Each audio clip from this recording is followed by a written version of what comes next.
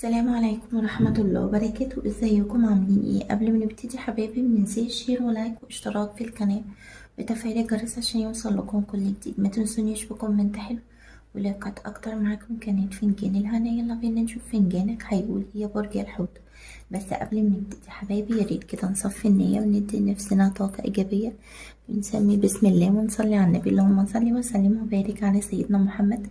خير ان شاء الله يا برج الحوت. برج الحوت شايفة ان البعض منكم يا برج الحوت سددت شيء وهتكون فرحان جدا ان انت سددته. يعني ممكن يكون يعني سددت ديون ليك ولكن انت سددتها وفرحان. شايفة كمان ان البعض منكم لا هتسدد ديون وهتكون انت فرحان جدا ان انت يعني سددها. اذا كان سددها او لا فانت في الحالتين يعني هتكون فرحان.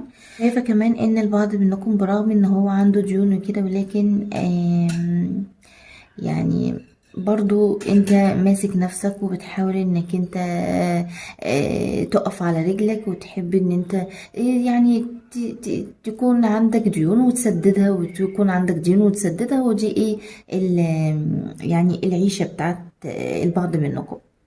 شايفة كمان ان البعض منكم في شيء يربطك ببرج الاسد. وشايفة ان في هنا نصر على برج الاسد. شايفة انك انت هتفوقوا في شيء، يعني ممكن يكون للبعض منكم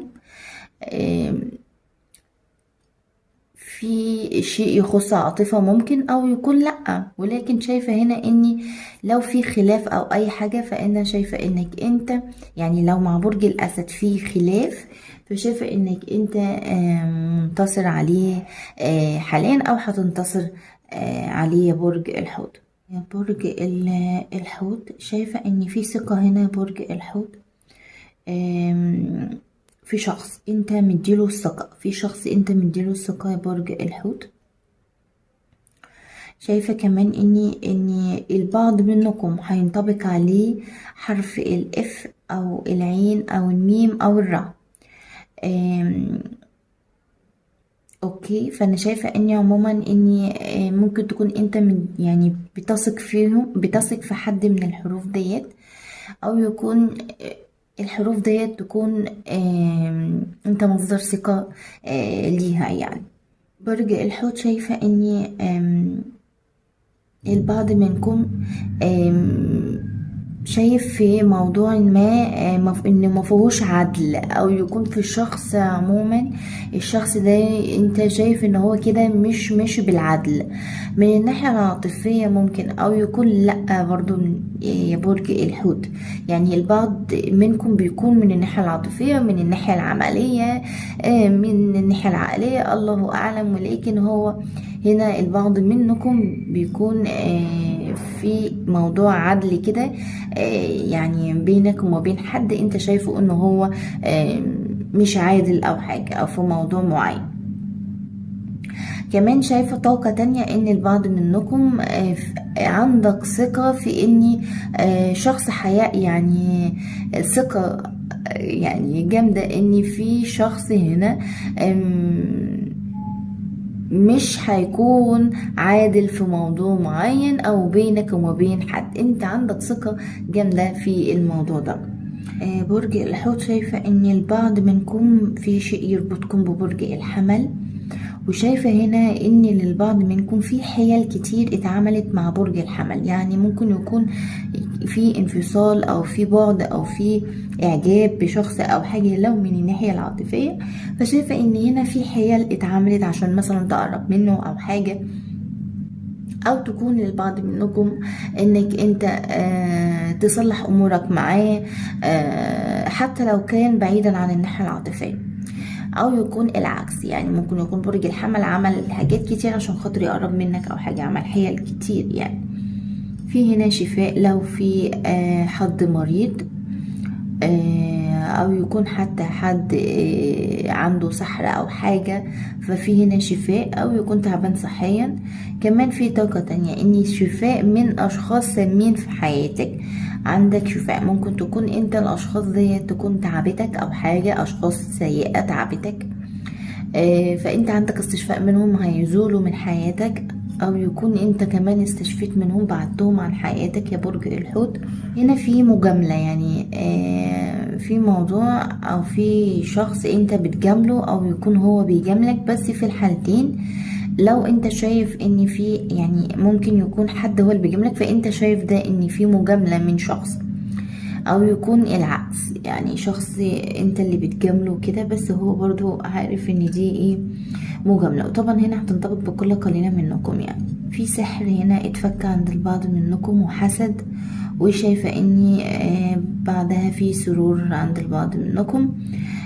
فشايفة هنا ان البعض منكم ممكن يكون يتفك خلاص، او ان شاء الله هيتفك السحر ده للبعض منكم انت عارف بيه، يعني انت يكون انت عارف بان في سحر فعلا في موضوع غيظك او شخص غيظك يا برج الحوت. بس شايفة انك انت عندك شكوك في شيء معين، في يعني ممكن يكون شخص او موضوع عموما انت شاكك فيه يا برج الحوت من اشخاص، يعني تكون الاشخاص دي او الشخص ده عموما انت غيظك في شيء او حاجة. شايفة كمان ان عندك شك في حد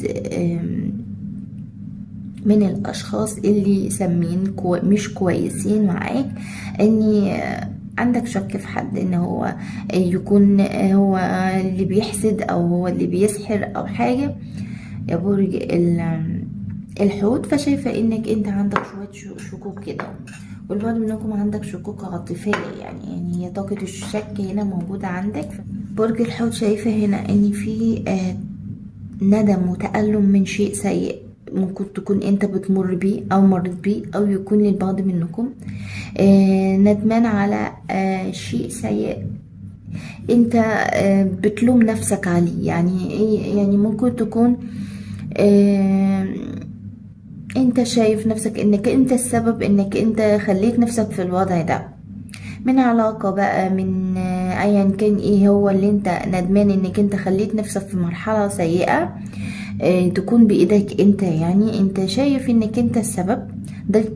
دي طاقة للبعض منكم يعني، لكن البعض منكم لا، هو بتتألم من شيء سيء انت بتمر بيه او تكون مريت بيه وعدى على خير الحمد لله. شايفة كمان ان البعض منكم اني دي طاقة تانية برضو، اني البعض منكم ندمان على شيء سيء انت قمت بيه ده للبعض منكم، انت عندك ندم او هتندم على شيء سيء انت قمت بيه، يعني انت كنت السبب فيه. برج الحوت شايفة هنا انك انت اترشقت عين يا برج الحوت في شيء، الشيء ده كان خارج سيطرتك، يعني انت ارتشقت عين يا برج الحوت، فكان خارج بقى ايه السيطرة بتاعتك. بس انا شايفة انك انت في الشيء دوت انت في شيء اتأذيت فيه، يعني ممكن تكون اتعكنن عليك يعني، بس ولكن البعض منكم في شيء انت اتأذيت فيه. بس فنجانك بيقولك لا تحزن، يعني ما تحزنش على الشيء دوت، تحسين وخلاص. هو الشيء ده للبعض منكم انت مريت بيه، يعني انت مريت بيه او البعض منكم هتمر بيه، بس هيعدي على خير، يعني فنجانك بيقول، لاني فنجانك بيقولك ما تحزنش، يعني فهو ايه هيعدي على خير، مش حاجة كبيرة قوي يعني ان شاء الله للبعض منكم، بس هي بنسبة كبيرة هي حصلت يعني. بس اللي حصل معاه دوت مع البعض منكم اتكرر، يعني الموضوع ده ممكن يكون متكرر عند البعض وبس بنسبة قليلة. وشايفة كمان ان البعض منكم ان الشيء اللي حصل معاه البعض منكم الشيء ده انت بتفكر فيه، فلا ما تفكرش فيه، لان هنا ما بتفكر بتحزن، ففنجانك بيقولك لا تحزن، ويعني ما تفكرش.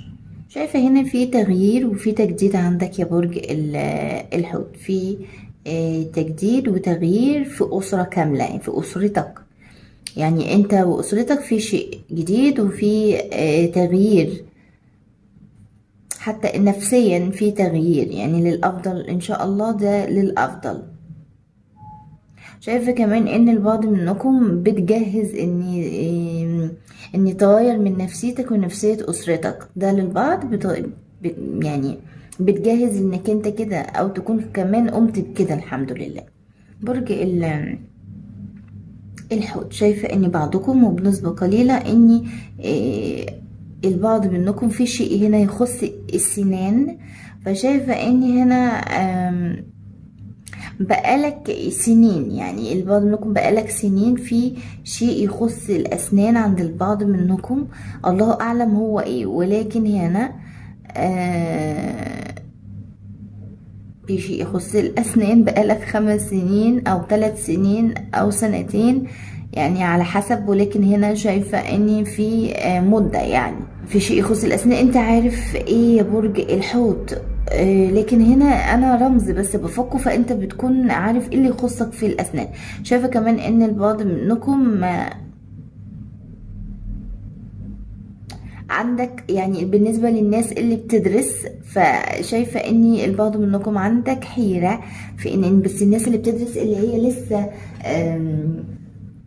ما دخلتش يعني جامعة او كده، فعندك حيرة، او تكون داخلة على جامعة عندك حيرة في انك انت هل انا هبقى دكتور اسنان او دكتورة اسنان او لا، او ادخل ولا ما ادخلش.